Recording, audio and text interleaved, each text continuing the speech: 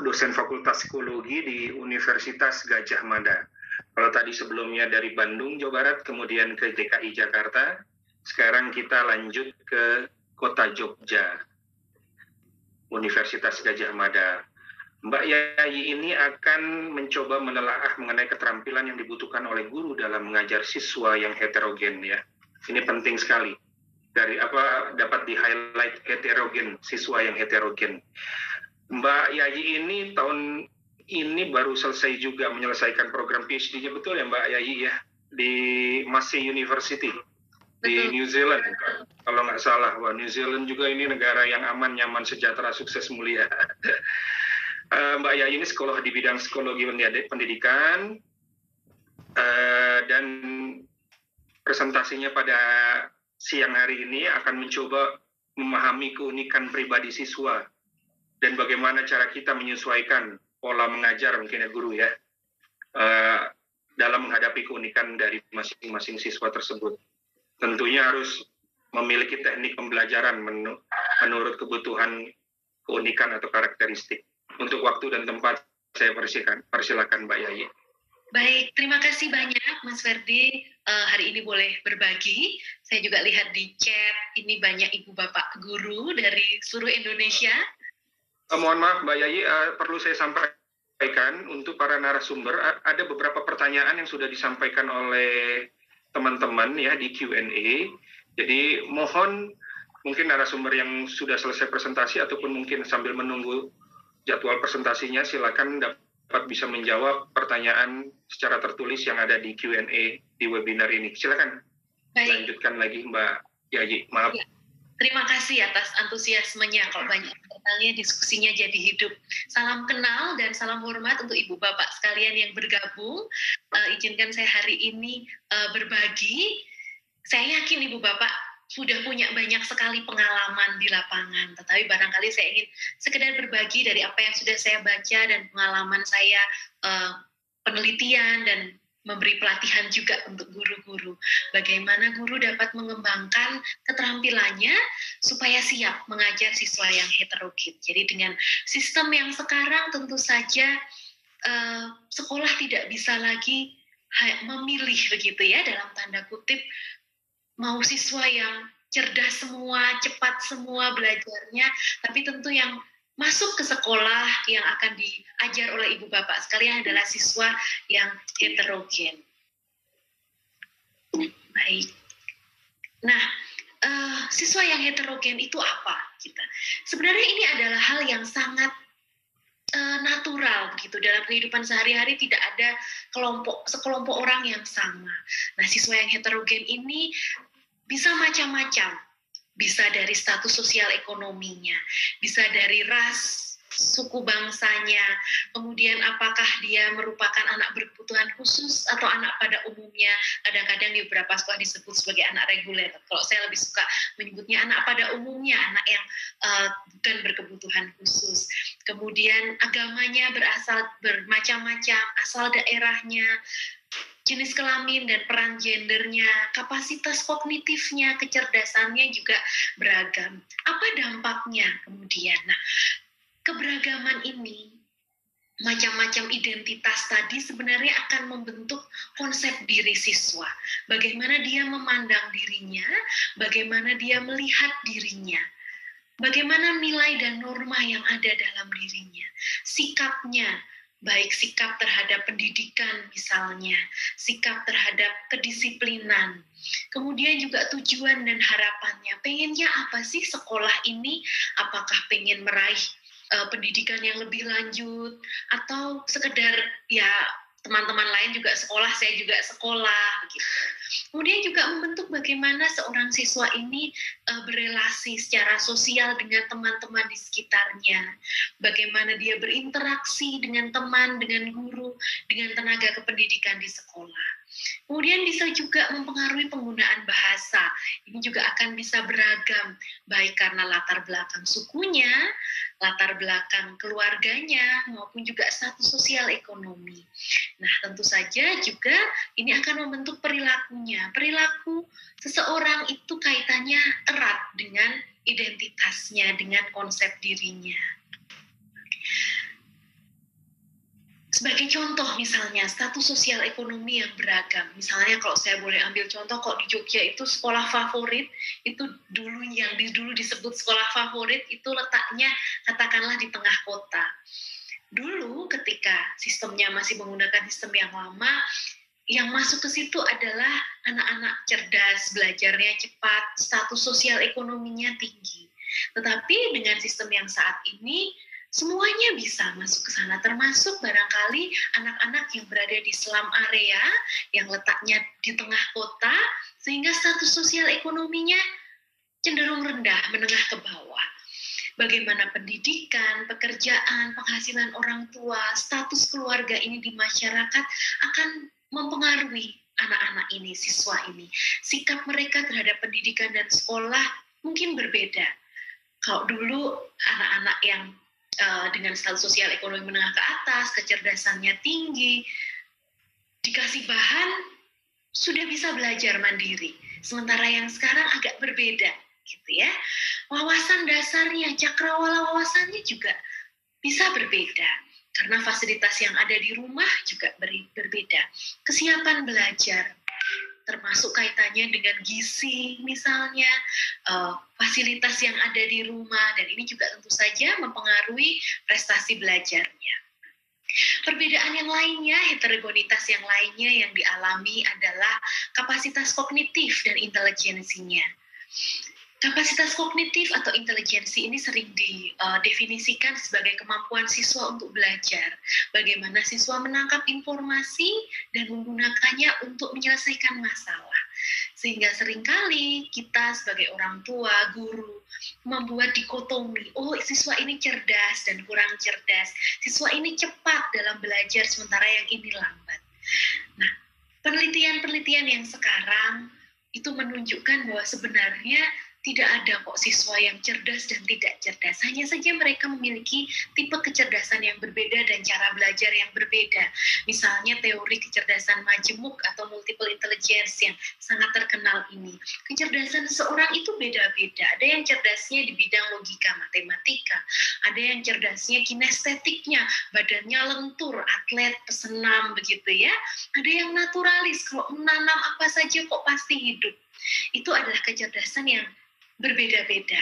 Atau juga teori kognitif yang paling baru, yang paling banyak dipakai saat ini, CHC, Kettelhorn-Carroll, ini menunjukkan bahwa kognitif itu macam-macam. Ada yang bagian penalaran, ada memori, ada kecepatan reaksi, writing and reading.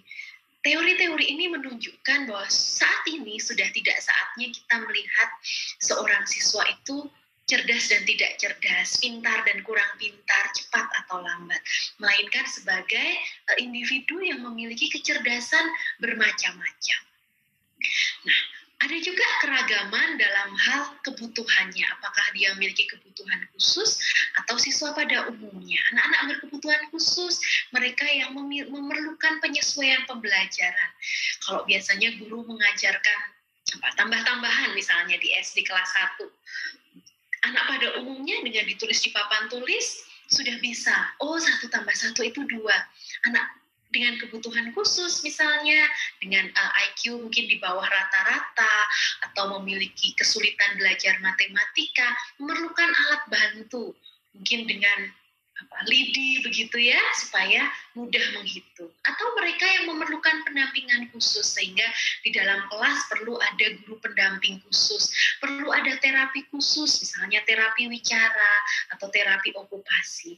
Dan mereka yang memerlukan layanan khusus, sehingga memang tidak bisa bersekolah di sekolah umum, memerlukan pendidikan khusus. Macam-macam bentuknya, ada physical disabilities, ada hambatan fisik, hambatan bicara dan bahasa, ada kesukaran belajar, kesukaran dalam menangkap informasi, kemudian juga masalah-masalah kesehatan, kemudian juga anak-anak dengan gangguan emosi dan perilaku. Kalau biasanya ada SLBE begitu ya, untuk anak-anak yang memang memerlukan bantuan khusus dalam mengatasi gangguan emosinya, termasuk juga anak-anak yang gifted, anak-anak dengan kecerdasan istimewa, ini juga merupakan anak-anak dengan kebutuhan khusus. Nah, maka pendidikan inklusi ini menjadi salah satu yang penting untuk diperjuangkan bersama-sama. Seringkali pendidikan inklusi dianggapnya menerima anak dengan kebutuhan khusus, walaupun sebenarnya bukan itu. Pendidikan inklusif lebih pada sebuah pendidikan yang universal, yang menghargai keberagaman tadi, keberagaman status sosial ekonomi, suku bangsa, agama, latar belakang budaya, dan sebagainya, untuk menciptakan sekolah yang melayani anak-anak apapun latar belakangnya, kebutuhannya, yang belajar bersama-sama dalam satu sekolah.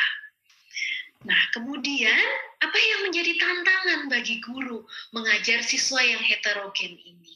Banyak hal yang perlu dikembangkan, tapi kabar baiknya, Ibu Bapak guru sekalian yang mungkin menyimak hari ini, bahwa semua keterampilan itu bisa dipelajari.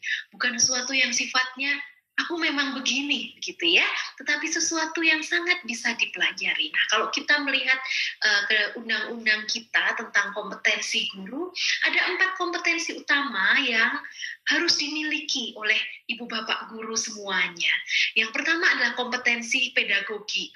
Bagaimana bapak ibu guru bisa merancang dan melaksanakan pembelajaran sesuai dengan potensi yang dimiliki oleh peserta didik kita. Apa relevansinya dengan keberagaman ini? Yang pertama, ibu dan bapak kita bisa belajar untuk mengenali peserta didik kita. Ini menarik, penelitian saya itu waktu itu saya melakukan wawancara observasi dengan anak-anak SD. Saya pikir anak SD itu sejauh mana sih bisa mengenali ibu bapak gurunya. Ternyata mereka sangat peka. Jadi satu hal sederhana, misalnya saya senang kalau ibu bapak guru hafal nama saya, gitu. Mungkin bagi orang dewasa itu bukan sesuatu yang penting gitu ya, tapi untuk anak-anak mengenal, dikenali namanya, rumahnya mana, itu menjadi sesuatu yang berkesan untuk mereka. Kemudian intervensi dini, untuk melihat apa kebutuhan mereka, kemudian diberi intervensi sedini mungkin. Menyesuaikan strategi belajarnya, strategi mengajar. Misalnya anak-anak yang dengan kesulitan matematika tadi perlu alat bantu. Kemudian juga bisa melibatkan siswa yang lain dengan body system, memberi tutoring, intervensinya kelompok kecil. Nah, teknologi ini juga sangat penting. Mumpung juga kita sedang ada dalam kondisi pandemi ini, anak-anak belajar dari rumah, penggunaan teknologi memang perlu sangat ditingkatkan gitu ya. Kalau saya ngobrol dengan ibu bapak guru, aduh kadang-kadang harus belajar ini itu, Zoom, Google Meet, Kahoot dan sebagainya. Inilah tantangan bagi kita semua untuk meningkatkan kompetensi teknologi. Kemudian kompetensi yang kedua adalah kompetensi kepribadian. Bagaimana seorang guru itu mencerminkan kepribadian yang mantap, stabil, dewasa, berwibawa, dan menjadi teladan bagi anak didik ini.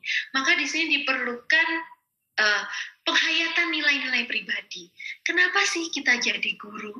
Apa yang perlu diingat lagi kalau menjadi guru itu, apa tujuan kita sebenarnya?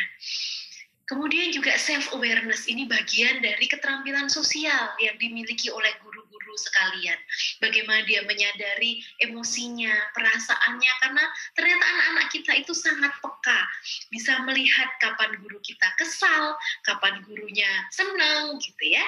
Nah, kesadaran diri, manajemen diri, regulasi emosi, bagaimana mengekspresikan rasa senang, rasa sedih, rasa marah di depan siswa, itu menjadi hal yang perlu dikembangkan juga. Dan juga yang terakhir dalam kompetensi kepribadian ini, bagaimana kita bisa membuat keputusan secara bertanggung jawab, merespon anak-anak, merespon siswa dengan cara yang bertanggung jawab. Yang berikutnya adalah kompetensi sosial. Yang ketiga adalah bagaimana guru berkomunikasi dan bergaul secara efektif, baik dengan peserta didik maupun yang lainnya yang ada di sekolah. Apa relevansinya dengan keberagaman tadi? Yang pertama, guru perlu memiliki social awareness. Keterampilan observasi ini sangat perlu dikembangkan oleh guru-guru semuanya. 1 menit lagi, Mbak Yai. Terima kasih Mas Ferdi. Mengobservasi, oh anak ini seperti ini, anak yang lainnya seperti ini. Oh, dia kalau diberi bahan bacaan yang panjang, garu-garu duluan. Tapi kalau disuruh membuat alat peraga, senang. Membuat prakarya, senang. Keterampilan observasi ini diperlukan. Kemudian empati. Bagaimana guru bisa menempatkan diri sehingga bisa memahami apa yang dirasakan oleh siswa-siswanya. Kemudian juga interpersonal skill, bagaimana guru bisa menjalin hubungan yang sehat dan hangat. Karena menurut penelitian, termasuk penelitian disertasi yang saya lakukan, relasi guru dan siswa ini adalah salah satu kunci utama bagaimana sekolah atau kelas dapat dikelola sehingga siswa pun juga happy di sekolah, bisa belajar dengan optimal. Kemudian keterampilan berkomunikasi dan juga leadership guru perlu dikembangkan juga. Yang terakhir adalah kompetensi profesional, bagaimana guru menguasai materi, kurikulum, substansi keilmuan, sehingga apa yang diajarkannya memang benar-benar update, baru, sesuai dengan apa yang perlu diajarkan pada siswa. Maka tidak ada jalan lain bagi kita semua untuk selalu meningkatkan kapasitas keilmuan, meningkatkan cakrawala wawasan, karena kalau guru tidak update, untuk siswa yang cepat belajar sendiri, mereka seringkali cuma saat pakai jari aja sudah bisa menemukan semuanya. Jadi kalau tadi ada bahasan bahwa kadang-kadang siswa demotivasi karena mungkin aku bisa baca sendiri, bisa nyari sendiri, googling sendiri kalau seperti ini. Sementara untuk siswa yang lambat juga jadi tertinggal karena kapasitas keilmuan guru yang belum update. Nah, yang terakhir, kenapa guru harus terampil? Yang paling penting adalah untuk menciptakan iklim positif, sehingga proses pembelajarannya menjadi efektif, dan akhirnya potensi siswa dapat berkembang dengan optimal. Ya, begitu Mas Ferdi dan Ibu Bapak sekalian yang dapat saya sampaikan. Saya kembalikan pada Mas Ferdi.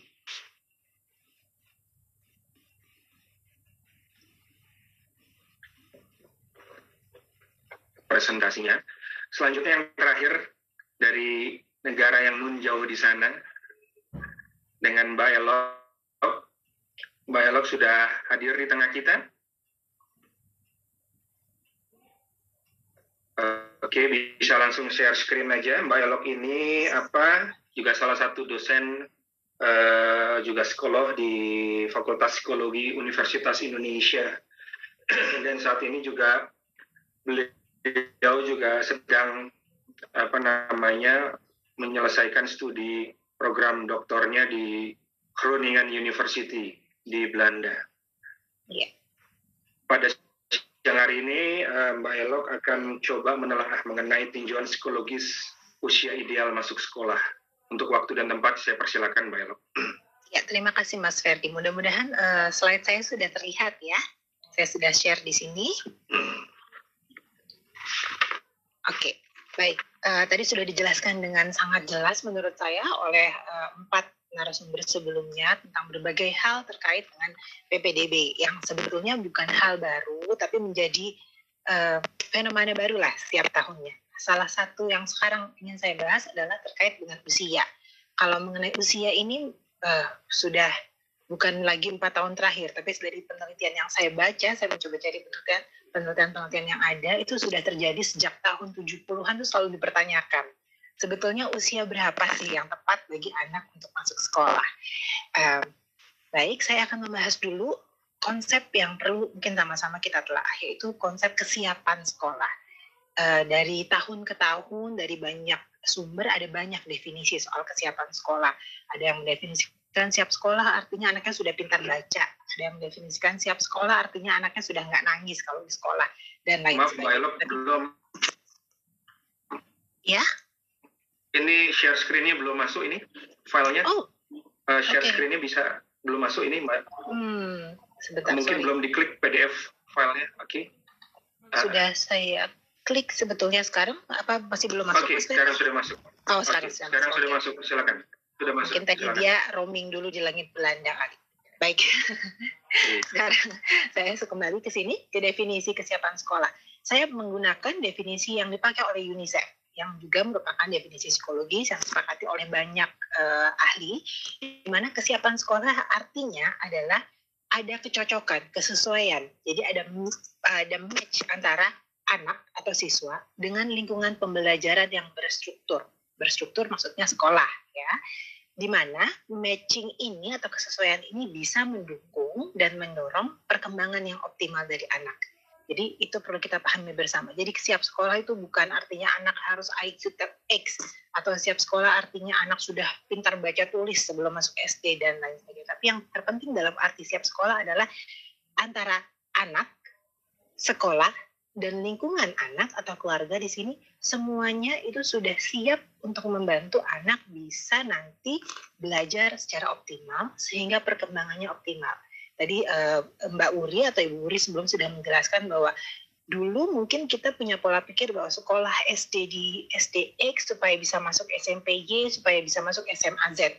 Itu menjadi tujuan yang kalau menurut tujuan psikologi sebetulnya bukan tujuan sekolah. Tujuan sekolah itu bukan untuk mencari sekolah berikutnya. Tujuan sekolah adalah untuk membantu anak bisa tumbuh berkembang optimal. Sehingga nanti dia bisa berfungsi sesuai dengan usianya di masyarakat secara optimal pula. Demikian. Nah, dengan adanya konsep seperti ini maka kita bisa memahami bahwa bisa jadi misalnya ada seorang anak di usia tertentu ya yang merasa sudah siap untuk sekolah, tapi mungkin sekolahnya yang tidak siap menerima anak dengan kondisi seperti itu. Ini akan menjadi tidak match. Kalau tidak match, belum terpenuhi itu tadi definisi kesiapan sekolah. Atau sebaliknya, orang tua merasa anaknya siap, sekolahnya siap juga menerima anak-anak mungkin dengan bakat-bakat khusus. Tapi anaknya yang merasa saya tidak siap masuk ke sekolah itu juga tidak match. Jadi perlu dipastikan bahwa ketiga komponen ini sudah mampu, sudah siap, merasa mampu untuk masuk ke dalam lingkungan berstruktur tadi pembelajaran di sekolah untuk bisa disebut usia tertentu ini loh yang pas untuk masuk sekolah. Saya mungkin kembali dulu membahas tentang anaknya, karena ini yang paling mungkin bisa kita lihat, kita kontrol gitu ya. Dari sisi anak sendiri, untuk bisa disebut siap masuk sekolah, sebetulnya ada beberapa aspek yang perlu diperhatikan. Ya, aspek pertama, aspek fisik motoriknya. Fisik motorik itu maksudnya seperti apa sih? Misalnya, ya kita bahas dari level yang paling rendah, SD saja. Di SD anak nanti sudah harus mulai menulis gitu ya. Ini tentu membutuhkan keterampilan motorik motorik halus, bisa pegang pensil, pegang pulpen dan sebagainya. Yang mungkin di usia-usia tertentu itu menjadi sangat sulit. Misalnya saya beberapa kali lah memiliki klien orang tua yang saya mau anak saya dari 4 tahun sudah masuk SD. Supaya nanti dia umur 20 sudah jadi sarjana gitu. Tapi kira-kira 4 tahun itu apakah sudah cocok belum ya secara fisik untuk duduk diam di bangku lalu menulis dengan tulisan huruf yang kecil-kecil dan sebagainya. Itu aspek fisik motorik. Tapi bukan hanya itu, ada juga aspek kognitif dan bahasa. Mau tidak mau ketika anak nanti sudah masuk ke sekolah yang berstruktur, jadi sekolah berstruktur itu kan mulainya dari SD ya, di situ nanti dia akan dituntut untuk belajar hal-hal yang lebih kompleks. Nah, termasuk dalam hal bahasa. Bukan berarti anak harus bisa baca tulis ya, tapi kognitif bahasa di sini artinya dia sudah punya dasar-dasar untuk nanti bisa belajar baca, tulis, hitung, dan sebagainya. Misalnya mengenali bentuk, apakah dia sudah bisa membedakan bentuk huruf, bisa membedakan konsep hitungan banyak, sedikit, dan sebagainya. Ini adalah aspek kognitif bahasa. Apakah hanya dua itu? Tidak. Ada aspek yang ketiga, itu aspek sosial emosional. Ini konsep yang biasanya paling suka dilupakan. Anak saya pintar, anak saya sudah bisa baca, anak saya sudah siap, dia sudah jago menulis halus bahkan di usia 5 tahun. Tapi apakah secara sosial dia sudah siap untuk bergabung dengan teman-teman sekolah yang mungkin nanti umurnya 2-3 tahun di atas dia? Apakah dia sudah bisa bergaul dengan lingkungan yang seperti itu? Atau secara emosional, apakah dia sudah bisa berpisah dengan orang tua untuk jangka waktu mungkin berapa jam, lebih lama, mungkin 6 jam. Misalnya tadi di TK dia mungkin hanya 2-3 jam sehari berpisah dari ayah ibunya, nanti di SD mungkin jadi 6 jam dan mungkin lebih lagi kalau SD-nya yang misalnya sampai sore. Sudah siap belum anak secara emosional? Ini juga harus diperhatikan. Dan aspek yang keempat yang tidak kalah penting adalah aspek sikap dan motivasi belajar. Bisa jadi anaknya secara fisik, wah dia umur 6 tahun tapi sudah seperti anak umur 7 tahun. Secara kognitif dia luar biasa. Secara sosial lumayan lah dia bisa mengikuti. Tapi apakah dia sudah ada keinginan untuk memulai sekolah berstruktur atau masuk SD? ini juga perlu kita perhatikan. Apakah dia sudah punya sikap untuk belajar dalam suasana yang berstruktur? Kalau kita bicara terutama misalnya sekolah-sekolah yang umum ya, sekolah formal yang umum, suasananya berstruktur, setiap orang duduk di meja masing-masing, mendengarkan satu guru di depan. Ini apakah anaknya sudah siap untuk situasi yang seperti itu? Itu harus diperhatikan.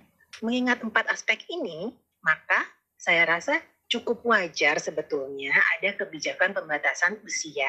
Mengingat secara rata-rata ya, saya membahas rata-rata di sini, saya percepat dulu, sorry nanti saya akan kembali. Secara rata-rata, kalau kita bicara paling gampang IQ saja, sebetulnya kebanyakan anak-anak kita itu kan lokasinya di tengah ya.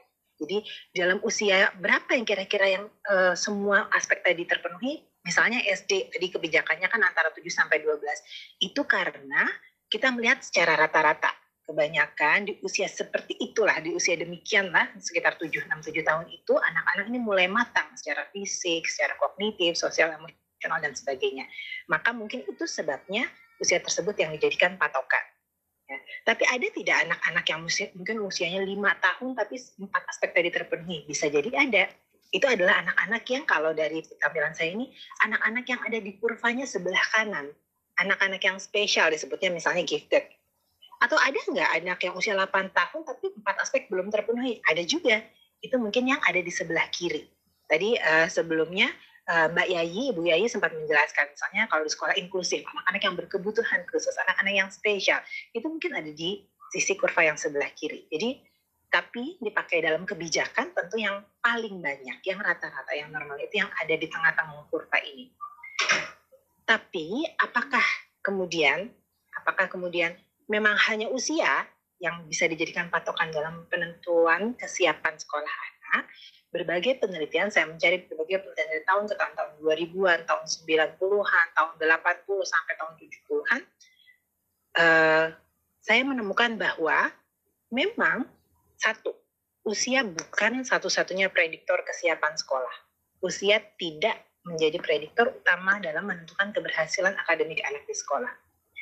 Tapi tidak menutup hasil, jadi kita tidak boleh menutup mata terhadap hasil penelitian yang membuktikan bahwa usia memang menjadi salah satu faktor yang terkait dengan kematangan anak. Kematangan secara fisik, kognitif, sosial, emosional itu ada peranan usia juga di situ, walaupun bukan satu-satunya. Lalu ada yang semakin kini kita semakin menemukan bahwa sebetulnya salah satu faktor yang penting dalam memprediksi keberhasilan akademik anak itu adalah metakognisi atau executive function. Nah, di sini ada peran usia juga di mana memang pada anak usia di bawah 7 tahun biasanya memang metakognisi itu belum berkembang secara optimal. Metakognisi itu baru mulai berkembang, terutama fleksibilitas kognitifnya, kemampuan goal settingnya, dari berbagai hasil riset menyatakan baru umur 7 ke atas. Berkembangnya itu sangat cepat. Jadi di sini mungkin kita bisa memahami kenapa ada kebijakan-kebijakan yang meletakkan batasan umur. Tapi memang tidak bisa hanya usia yang menjadi batasan umur. Jadi saya sebutkan di situ usia itu tidak bisa menjadi satu-satunya faktor penentu kesiapan, tapi bisa menjadi salah satu faktor. Karena memang mau tidak mau usia itu terkait dengan banyak aspek dalam perkembangan anak secara fisik, motorik, kognitif, dan sebagainya. Lalu bagaimana kita kaitkan antara tadi masalah usia ini dengan PPDB atau penerimaan masuk sekolah? Memang ada sisi positif dan negatifnya. Ya, secara positif dengan adanya batasan usia ini memang sebetulnya tujuannya yang saya persepsikan ya, mudah-mudahan nanti dari sisi pemerintah bisa menjelaskan. Saya persepsikan pemerintah menentukan batasan usia itu untuk memastikan bahwa memang anak yang masuk ke sekolah adalah mereka yang sudah memiliki kesiapan sekolah. Jadi memang kita berharap tidak ada lagi orang tua yang memaksa anak masuk umur 5, umur 6, padahal anaknya belum siap. Jadi memang diharapkan sudah anak yang siap lah yang mendaftar masuk sekolah. Lalu yang kedua, dengan ada batasan itu diharapkan bisa menyesuaikan dengan kemampuan sekolah. Tadi Ibu Yayu juga menjelaskan, belum semua sekolah punya guru-guru yang mampu menangani anak-anak yang spesial. Misalnya anak-anak dengan IQ yang di atas rata-rata, belum semua sekolah mampu mendidik anak-anak yang seperti itu. Jika kemudian nanti gurunya tidak mampu menangani, tadi yang terjadi anaknya jadi demotivasi, jadi bosan ada di kelas karena dia sudah bisa baca sendiri. Nah, karena kebanyakan sekolah kita memiliki kemampuannya adalah untuk mendidik anak dalam kategori yang rata-rata itu, maka batasan usia tadi mungkin diharapkan bisa membantu bahwa yang masuk ke sekolah mereka adalah yang mampu mereka tangani. Dan sisi positif lainnya adalah dengan batasan usia ini diharapkan anak itu bisa berkembang optimal melalui interaksi dengan siswa lain yang sesama usianya atau yang berada dalam batasan usia mereka. Jadi interaksi yang terjadi itu optimal. Kalau anak terlalu kecil, mungkin dia akan merasa misalnya ya, banyak penelitian mengatakan misalnya SMP tapi dia belum puber, itu bisa ada efek psikologis pada anak, dia menjadi malu, minder, tidak percaya diri dan sebagainya. Jadi ketika dia berinteraksi dengan usia yang sesamanya atau yang dekat dengan usianya, diharapkan anak bisa berkembang lebih optimal. Itu sisi positifnya. Tapi kita tidak menutup mata terhadap sisi negatifnya. Memang dengan adanya batasan usia ini, ada juga anak-anak yang dirugikan. Karena tadi dalam kurva normal, ada anak-anak yang mungkin secara usia di bawah batasan minimal yang ditetapkan, tapi dia sudah siap, sudah memenuhi 4 aspek tadi. Anak-anak seperti ini memang bisa jadi terhalangi dengan adanya batasan usia. Lalu, sisi negatif lain adalah adanya kemungkinan kadang-kadang ketika sekolah ini menerima banyak pendaftar dalam waktu bersamaan, waktunya singkat, ada kecenderungan kemudian jadinya usia saja nih yang menjadi cutting pointnya. Saya potong di usia saja, saya nggak peduli lagi deh anaknya siapa apa enggak. Pokoknya kalau umur 7 tahun boleh, kalau kurang 7 tahun nggak boleh. Itu menjadi sisi negatif memang. Ya, yang harus diperhatikan oleh pembuat kebijakan maupun oleh sekolah, yang harus kita berhati-hati menghadapi ini. Karena kita tidak mau ada anak yang dirugikan. Karena tujuannya adalah semua anak berhak mendapatkan pendidikan yang memang mereka butuhkan. Ya. Jadi bagaimana sebaiknya sikap kita di sini ya orang tua, ya sekolah, juga masyarakat. Yang pertama memang sebelum kita mendaftarkan anak kita pastikan dulu bahwa mereka sudah siap untuk bersekolah.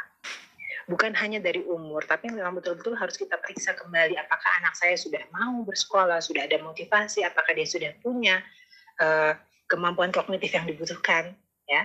Kalau ada anak-anak di usia yang ada di batas minimal, maka bisa jadi mungkin kita meminta bantuan dari tenaga profesional, misalnya psikolog.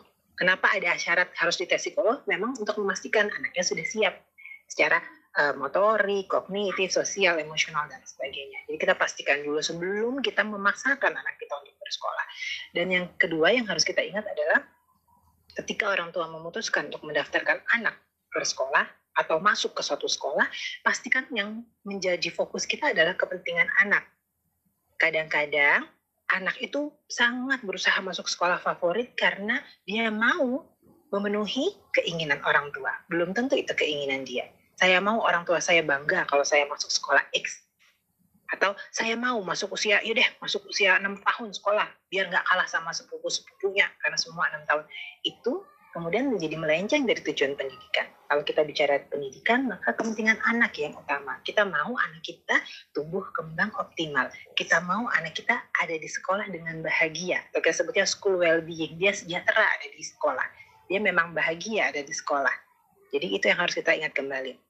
Lalu yang ketiga, pilihlah sekolah yang memang sesuai bagi anak kita. Kalau misalnya saat ini nih ya, kita ngomong jangka pendek. Kalau misalnya kita ada di daerah, di provinsi yang menetapkan misalnya batas 7 tahun hanya boleh masuk SD. Sedangkan anak saya 6 tahun tapi dia sudah mau sekolah, menurut psikolog dia sudah siap, maka ya sudah, kita tidak usah paksa dia masuk ke sekolah. Misalnya ke sekolah yang negeri, yang umum misalnya, yang membatasi 7 tahun, kita carikan sekolah lain yang mungkin cocok bagi anak kita. Ya, di sini memang harus ada fleksibilitas tadi, ada perubahan pola pikir. Kita jangan hanya fokus pada saya mau masuk sekolah X karena itu yang favorit, tidak. Tapi pilihlah sekolah yang kira-kira cocok bagi anak kita, sekolah yang bisa memfasilitasi tumbuh kembang anak kita secara optimal.